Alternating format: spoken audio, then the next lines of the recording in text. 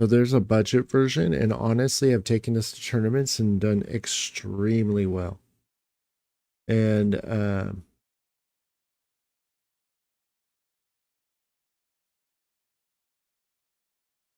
alt gens are.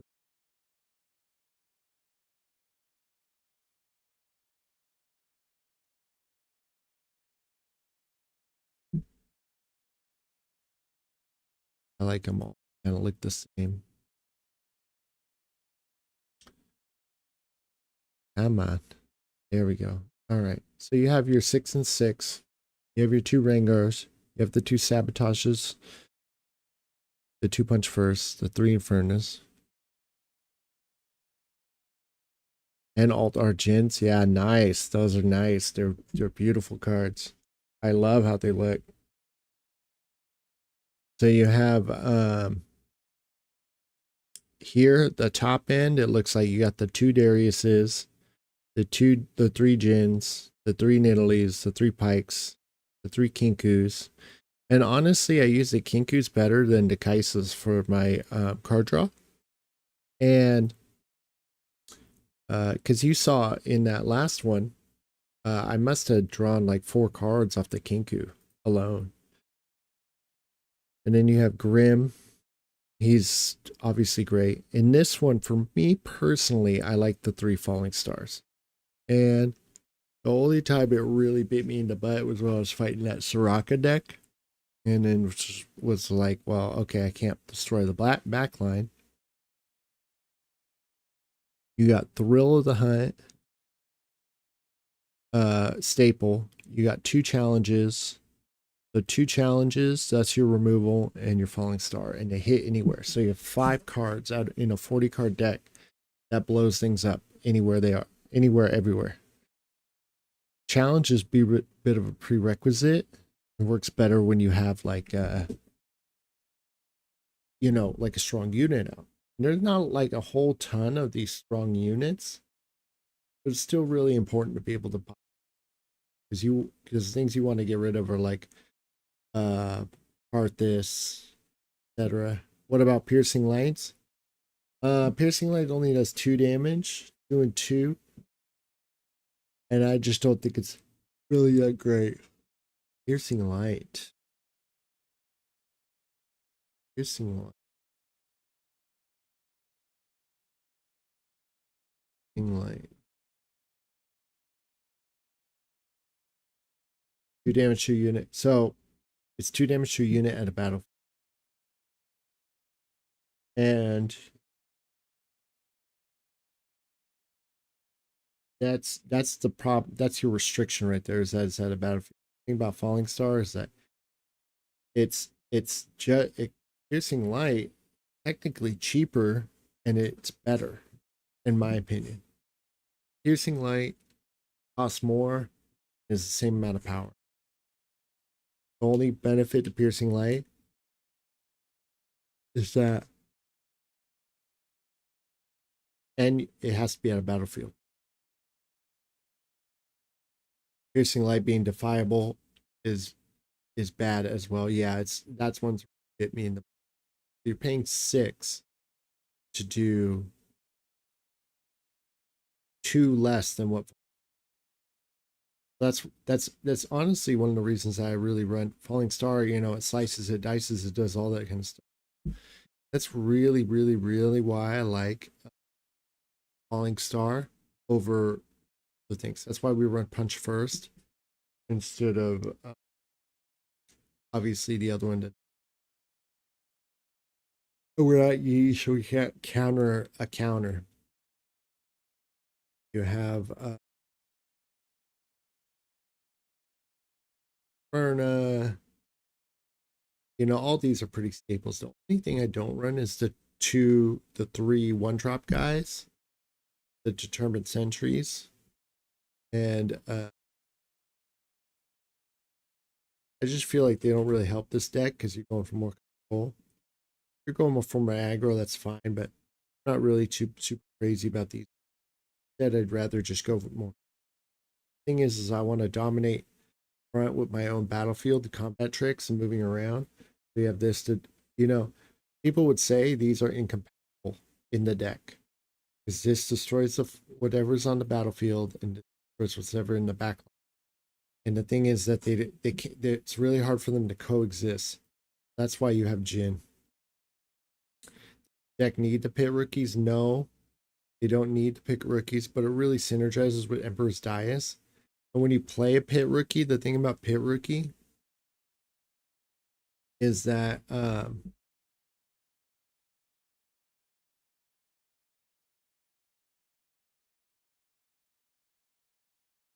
right now.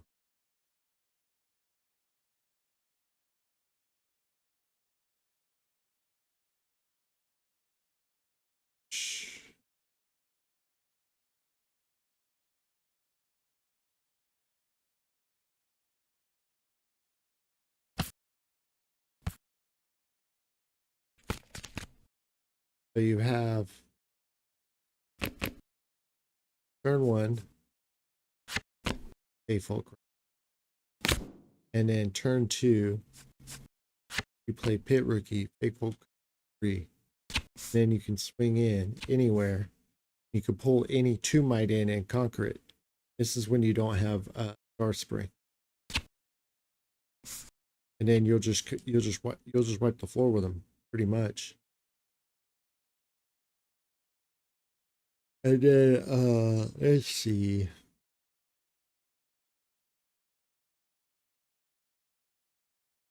And then the only other things you can put in place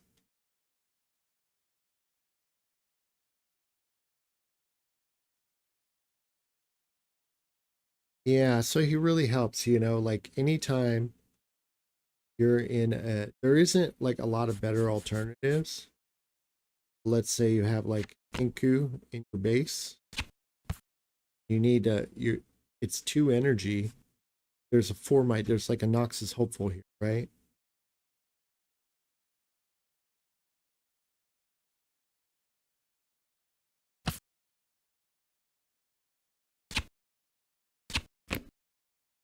Like a Noxus Hopeful just chilling here, right?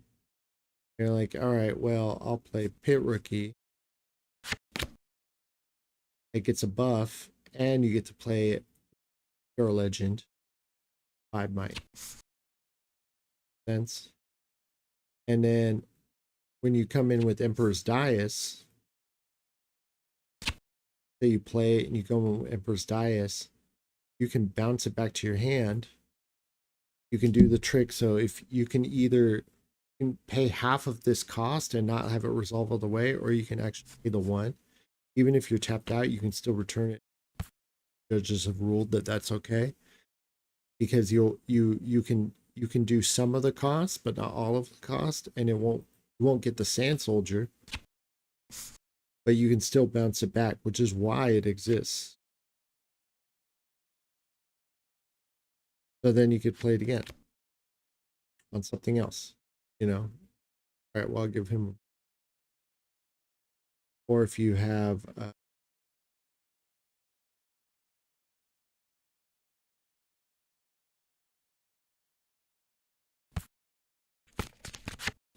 I've had it, I play him on Jhin a lot, because Jhin is like a good target.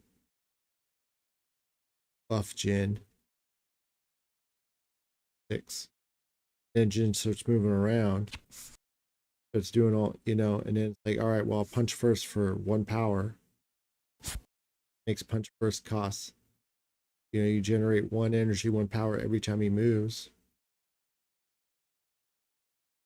I have a video on it that kind of goes over a lot of like the tricks. But anytime you move Jhin, you can play Falling Star for 1, generates 1 first. And then you can even do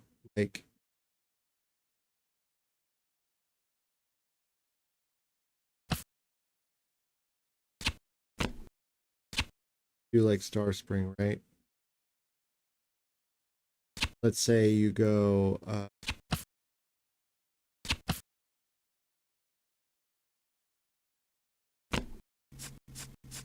turn 4, turn 2, you play Jhin.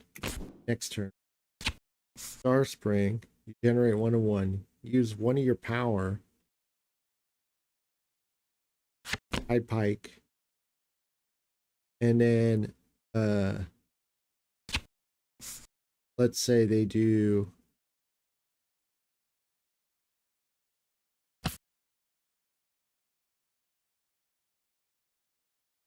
this has happened more than once, right? Say that Diana comes in and it's like, all right, well, I'm gonna Moonfall Jhin, and they have to pay 2 power because he's got deflect, right? And then what I'll do is I'll flip Pike. Say I'm tapped out, right? I've spent all my energy. It's their turn. Flip Pike. I'll trigger Star Spring. Jhin will move down. That'll resolve first. Then Jhin will come in here. And he'll move again. So now I have 2 and 2 for free. And then because you flip Pike, you give Jhin +1, right? It's -2 for the battlefield. So it's still 3-3, right? Then they're like, all right, well, I'll play. Like, I really want to win this one. So I'll play Stupefy. They still have to pay the deflect cost. Now Jin's a 2, right? So now you have that 2 energy power. You can play either Punch. You can play either Thrill of the Hunt. Sometimes they'll do it on Abandoned Hall, which will make her a 4. In which case they don't need to. Let's say it's Abandoned Hall because that's the most optimal. They'll still be at -2, right? But they'll be tapped out. Then you play Punch first. Boom. And it was free. And you still have 1 energy for on some crazy thing. Turn them into an 8. 10 -2. Or you can play, and then if it's on Abandoned Hall, he gets an extra +1. Or you don't have that. You also have Thrill the Hunt. Just replay him. The -2 goes away. He becomes a 5, 6. 5 because he played him, 6 because of Abandoned Hall. Boom. Just like that. So it's little like tricks like that. You know, you can also just you Star Spring to move and then move in with him. One of the things that's really great is when you attack with him. Yeah.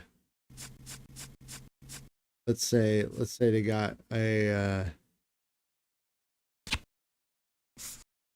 say they got a Rengar their side, and you come in. Say you only have 5 runes up, right? You come in and you're a 4, right? But you generate 1 and 1. So you use that 1 energy, 1 power, and 2 more, and you get to play Italy, or you can play your own Rengar, not have to pay the power cost. You play. Lost my name. You play in Italy, 1, 2, 3, boom.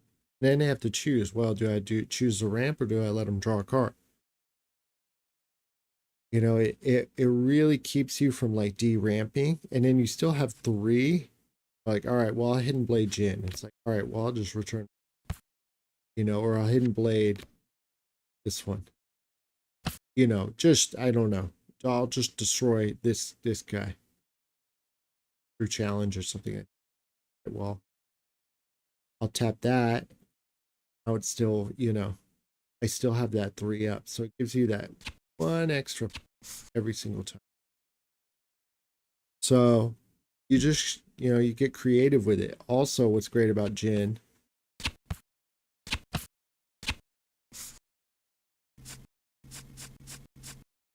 say you tap, right? And then next turn, right? Jhin's a 4. 1, 2, 3. Play Kinku. When you play a unit, give it +1. And if your other units have total 5 or more might, he's a 4, right? Because you get to choose. You give him the +1 first because they're happening at the same time. So the controller chooses how they operate. And then you still draw.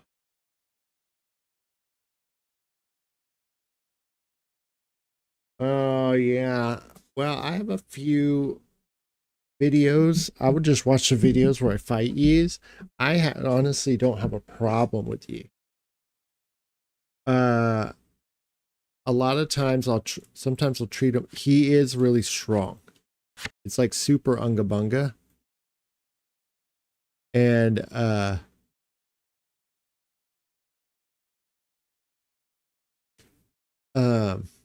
when I'm playing him, I used to play Forbidding Waste, but now I don't anymore because Dice is so strong.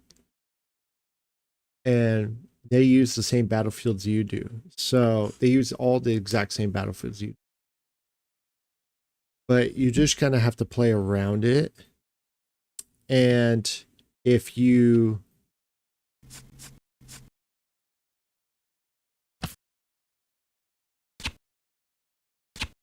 with Yi, it's hard to say, you know.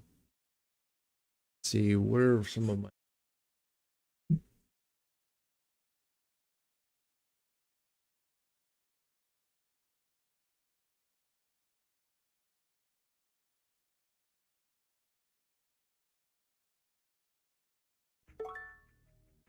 low?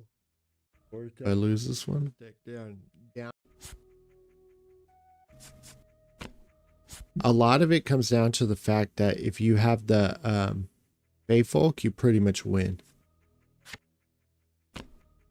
But they also have Charm, which is a really pain in the butt. But the thing is that when you have Jhin out, they can't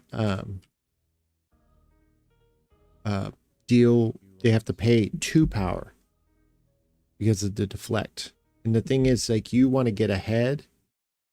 Once you have Jhin on a battlefield, then you start going back and forth. Because that's where the ganking comes in with Jhin. He's so loaded with good stuff. And you're still moving, and you're still generating, and you still got deflect, and you're just going back and forth. 2 points, 2 points, 2 points. Same thing with Pyke. Pyke does the same thing. He just also not strong. But once you get him out, and they can't do anything, like if they have no units, and you do a gank, and they next turn they play their units, and then you do another gank, and it's just like that's already like such a huge boost.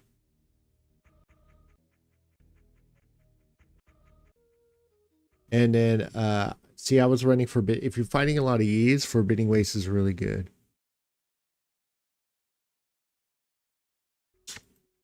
And oh, so they'll play on guard, right? All right, we're gonna go to, and a lot of times if they're gonna play a lot of those spells, I'll try to attack.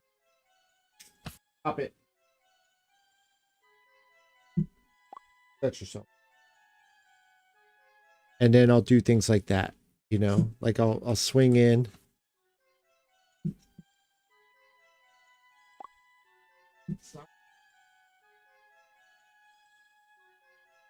We have to go to the vet again. Discipline. Yeah, see, he'll discipline. And this sounds like it's bad, but you want them to spend their resources, right?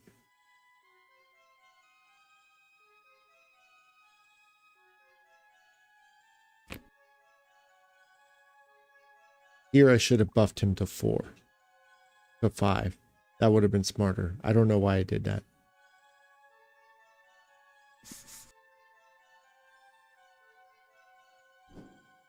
Oh, I play really late, so I get tired, so I do interact like silly stuff. But yeah, so now he'll play the Rengar, right?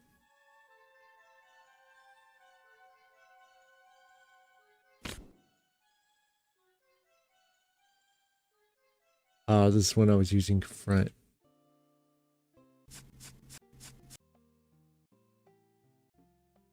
Yeah, and then he's on Forbidding Waste, so it doesn't matter. So you get to trade over him.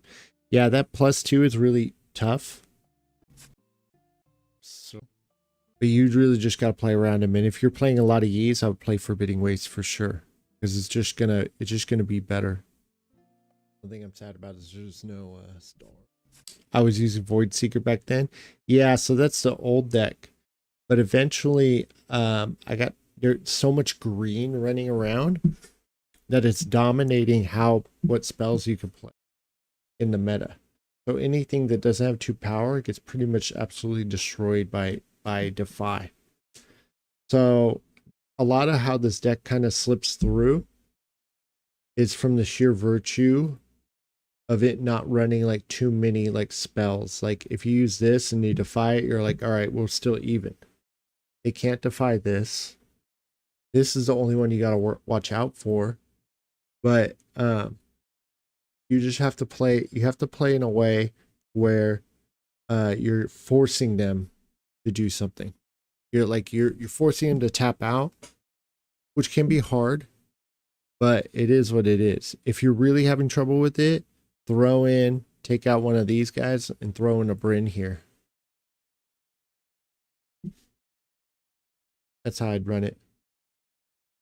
Oop. Throw in 1 or 2 in the sideboard. But really, I don't have a huge problem with it. The thing is, too, with Yi, Falling Star, that's in that deck, I wasn't running the Falling Stars, right? But eventually, I think I used Void Seeker. Yeah, this was early. This was quite a while ago. This is before I started getting my tournament wins. The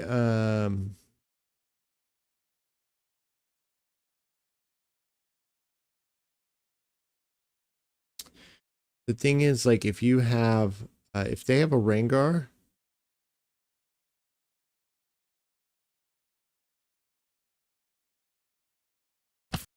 right? This card is really, really strong. But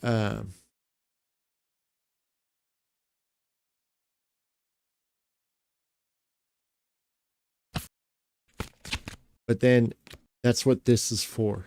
You know, Falling Star it before you go into combat with it. Just boom. Just Falling Star it. Or their Yi. They have their Yi in the back line.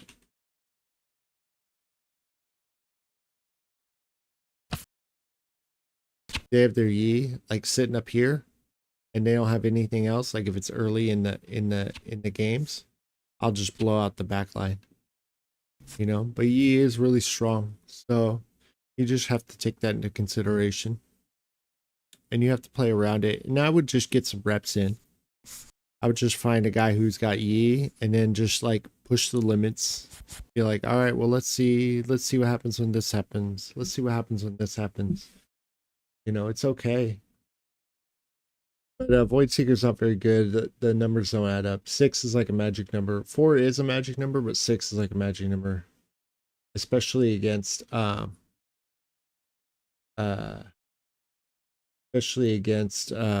Yi, because they could just pump it pretty easily. So, but you have, like, you know, the direct damage, the challenges, the punch first. You can punch first. If they punch first, you can punch first in response. You can meet them wherever they're at. So that's how I do it. Any more questions before I head on out? Oh, I love this deck.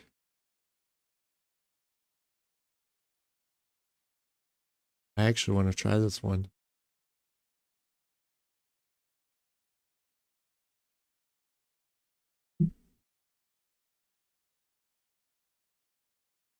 No Baron.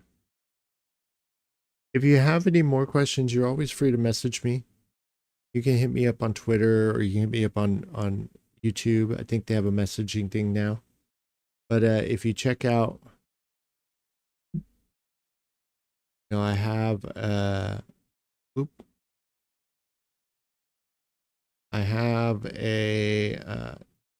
this one. A little bit.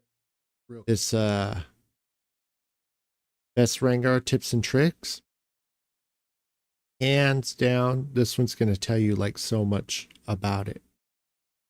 And then I also have a guide here. And if you have any more questions beyond that, just hit me up and let me know. and I hope you do really well with it. If you have any questions, let me know. If you do get any good wins, if you do really well, I want to hear about it.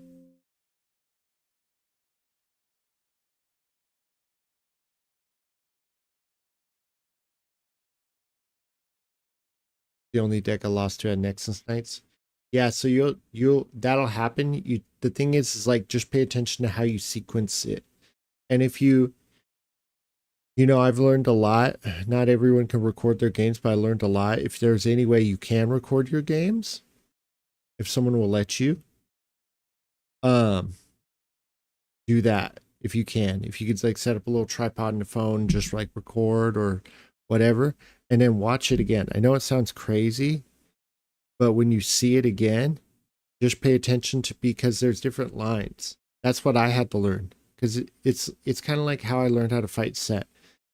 I was like, oh, I can't fight him like normal. I have to let him make the first move and then capitalize on top of that. Yeah, have a nice night. Thanks for streaming videos. Yeah, of course. Sorry I didn't stream earlier. I was streaming, but it didn't list it as public. I don't know why it was like that, and it took me a while to figure what was wrong with it. But there is a whole live that's live. So feel free to check it out if you want to see more. And more of me being like, where is everybody?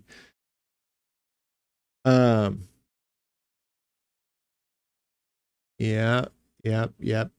And you're right. That'll happen. So you'll do 6 damage and then you'll swing in and then they'll do more. But when they do that, sometimes if you'll do that, the Jhin helps with that cost. So they'll have discipline. But if you go to let's see, this hypergeometric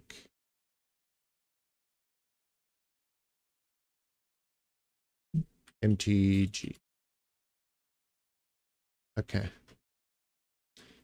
The population size, that's how many cards in your deck. Sample size is how many cards you've drawn. So there's 4 plus 6 with the mulligan. And then if you go in 4 turns, 4 turns is 10 cards. So successes into population 3. How many cards do you want to draw? 2. All right. So the chances of them having, there's 3 disciplines, right, in the deck. And there's 2, and the chances of them having 2 of the 3 cards you don't want them to have out of drawing 10 cards, so this is 4 turns in, is about 15%. That's something to keep in mind. The chances of them having 10 cards in is 1.31. Chance to draw exactly 3 of the wanted card, 1.31. The chance to draw 3 or less, 100%. Chance to draw 0 of the wanted card is 40% chance that they won't have it at all. So let's see, that's turn 4, 5, 6. Let's see, 6 turns in. So you're about 6 turns in. Let's say it's 4 turns and he's already used 2 disciplines. So now there's 1 in there, right?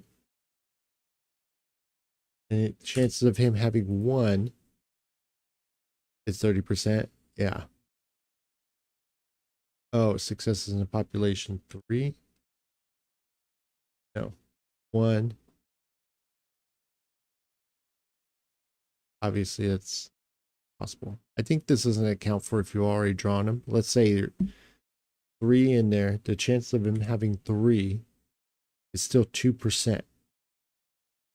Now, if you go up to 20, it's like a blue deck. It becomes like 12%, right?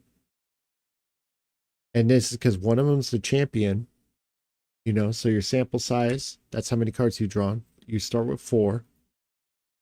Chances of them having, there's 3 target cards, and then this is how many times they hit and what are the chances. Like, so at the starting hand to have 2, the 2% chance. After Maul, the 5% chance. Turn 1, 7. Turn 2, 10.